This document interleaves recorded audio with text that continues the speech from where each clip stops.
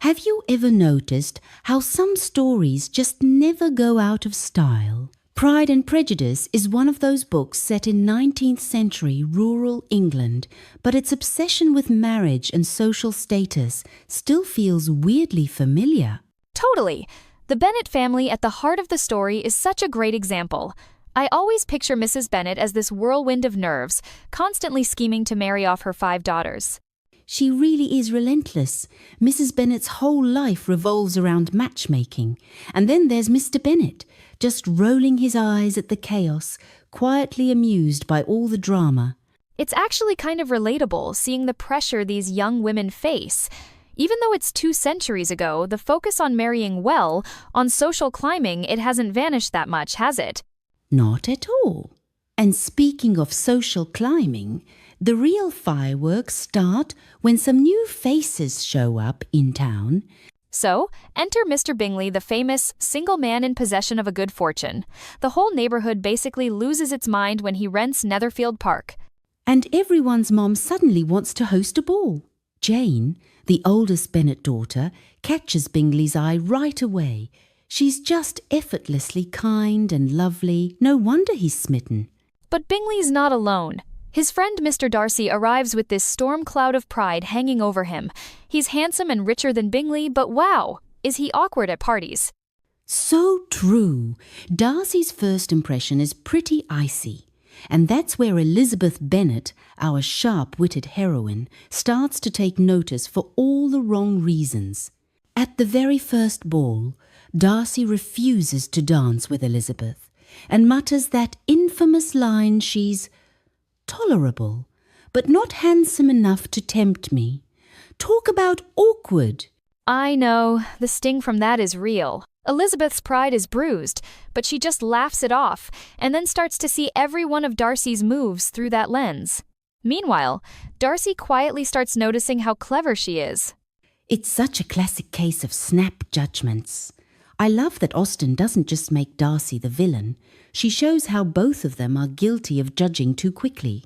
That's what makes it so juicy. There's real tension, and it's fueled by misunderstandings on both sides. And honestly, it only gets messier from there. Speaking of messy, enter George Wickham. He charms everyone, especially Elizabeth, and tells her that Darcy totally cheated him out of an inheritance. Elizabeth believes him instantly. And that just cements her dislike of Darcy. Then there's Mr. Collins, Mrs. Bennet's distant cousin, who proposes to Elizabeth out of nowhere. She turns him down flat, which sends her mom into a frenzy. It's wild to think how quickly Elizabeth could have lost her independence if she'd said yes to Collins, just for security. Instead, her friend Charlotte marries him, which says a lot about the limited choices women had back then. Absolutely. And meanwhile, Darcy secretly persuades Bingley to leave town, convinced Jane doesn't really care for him. All these misunderstandings are piling up, and Elizabeth blames Darcy for everything. It's like a giant game of broken telephone, with everyone's pride and prejudice only making things worse. But then, everything unravels during one unforgettable proposal. Darcy's first proposal to Elizabeth is such a train wreck. He declares his love, but then lists all the reasons he shouldn't love her. Her family's lack of status, her embarrassing relatives. Ouch. The nerve, right? Elizabeth is furious. She calls him out for ruining Jane's romance and for how he supposedly treated Wickham. She turns him down flat. Then comes Darcy's letter. He lays out the truth. Wickham isn't a victim, but a pretty sketchy guy who nearly ran off with Darcy's little sister. And Darcy only kept Bingley and Jane apart because he genuinely thought Jane wasn't in love. The letter flips everything on its head. Suddenly, Elizabeth realizes she's been wrong about Darcy, and maybe about herself, too. After that, both Elizabeth and Darcy start to change. Darcy goes out of his way to show he can be humble and kind, while Elizabeth starts questioning her own quick judgments. And when Lydia, the youngest Bennet, elopes with Wickham, it's a full-blown scandal. The family's reputation could be destroyed, but Darcy quietly steps in, pays off Wickham's debts, and arranges their marriage. No one even knows he did it. That moment just melts me every time. It's like seeing past Darcy's stiff exterior for the first time. He's got this depth and real sense of honor that Elizabeth never expected. She finally sees him for who he really is, not proud and distant, but principled and generous.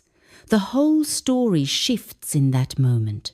After everything, Darcy proposes again this time with all the humility and love Elizabeth deserves.